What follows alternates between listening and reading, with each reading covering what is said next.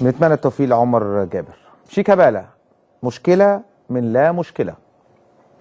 نادي الزمالك برئاسه رئيس النادي المستشار مرتضى منصور قرر انه يعاقب شيكابالا. ليه؟ معرفش.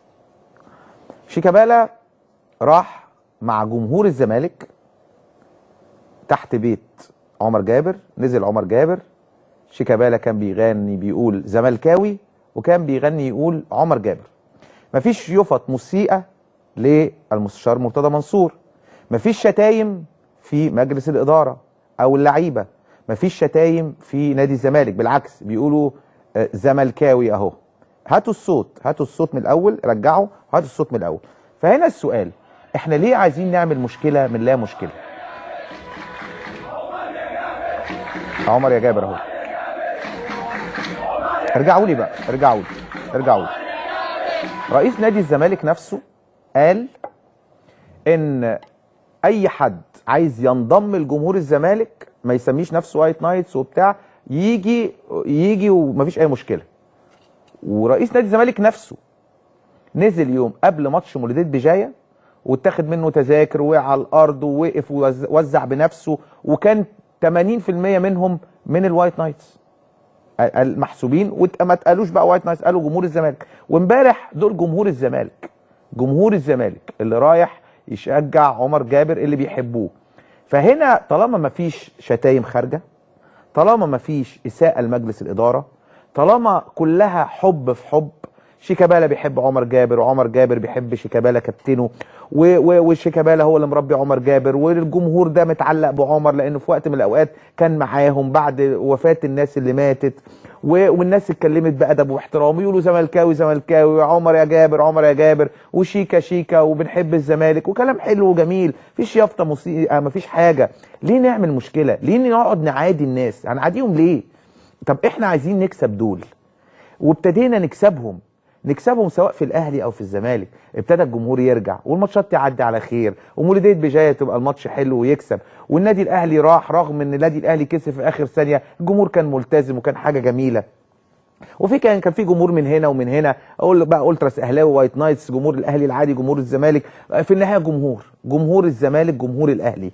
طالما في ناس بتروح وما بتعملش مشكله ووجودهم ده حب لعمر جابر واللي اداه لفانيله الزمالك، فنضرب لهم تعظيم سلام. وطالما شيكابالا اللي هو كابتن الفرقه راح بكل ادب واحترام يودع زميله اللي بيحبه وبيغني مع الناس اغاني حلوه بتقول زملكاوي وبتقول يا عمر يا جابر، يبقى مفيش مشكله. ليه نعمل مشكله؟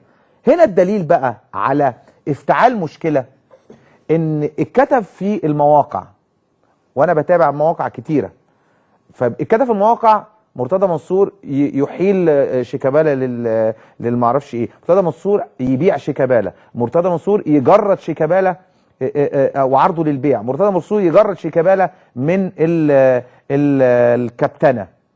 وبعد كده يا جماعه بساعه موضوع شيكابالا اتحل، شيكابالا اعتذر، يعني ولا في عرض للبيع ولا في عرض للبيع ولا في تجريد من بتاع، واللعيب نزل التمرين ليه يا جماعه؟ ليه؟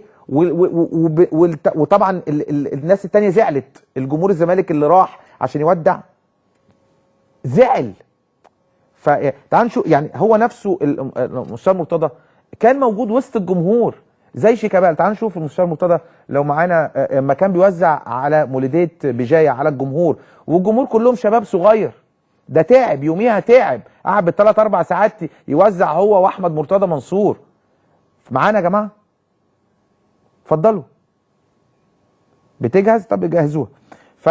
فبالتالي مش عايزين ما يكون في حاجه حلوه نقول انها حلوه ونثني عليها عشان ناخدهم في حضننا، ما نزودش الموضوع تاني، احنا بنقرب ما نبعدش. طالما كلام كويس ومحترم احنا بنثني عليه، مفيش شتايم، مفيش حاجه، حب وكل حاجه اهو.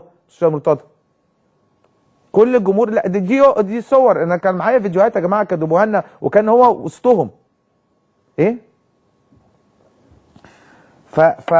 فنتمنى يا جماعه ان كل حاجه تمر بسهوله. مش لازم كل حاجه تبقى فيها مشكله، مش لازم. ومش لازم كل حاجه ناخد قرارات سريعه، لازم نتأنى. اهو يعني ايه اهو، هل المستشار مرتضى وهو في وسط الجمهور مع احمد مرتضى دول ما فيهمش وايت نايت مثلا؟ طيب